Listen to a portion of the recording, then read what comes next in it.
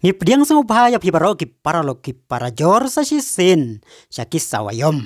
Haka jingya la kai menin kasngi hapdeng ka Jinewa Persya ka AC Milan Serie A. Haka ba ka AC Milan kala job salit da iway lanot ya ka Jinewa. Haka ba layo iru baro arngut kirang up goal jong baro arteli ki tim kilayo red kan. Haka ne ka jingya la kai umat menan.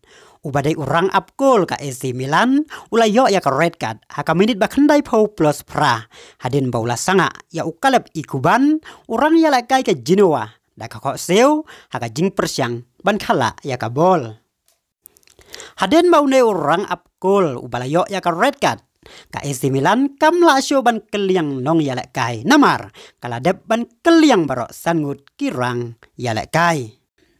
Kumta hadin ba umay menan ulayo ya ka red card. U Oliver Giroud ulahaban pong ya ka klub bat ka Chelsea up goal. Kini ki kendiat minit ki ba u Giroud ulayo ya ka laban up goal. Kila penlong penban ya u ban paunam hado baka AC Milan kala kan tub ya u haka list jong kirang up goal jong ka. Kanai ka jing paunam u Giroud. Kadai na marba ulala ban kerda ya ka bol haswa ban kud artat ka jing ya kai kabala pelongru ya ka AC Milan ban yo ka mai lai points na kani ka jing ya kai.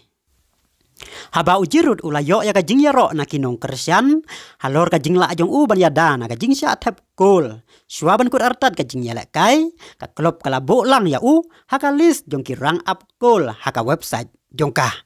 Bat kala deru ya ki Chelsea jong u haka ba tang haki kendiat por kala la ban delut ya ki Chelsea ki badon ya u numbar bat ka kerteng u Oliver Giroud kum urang up goal. Kublay ya piki paralok ki parajor tetat hado bang dia sembiang haka wai pat ka video kublay sibon. Audio Jungle.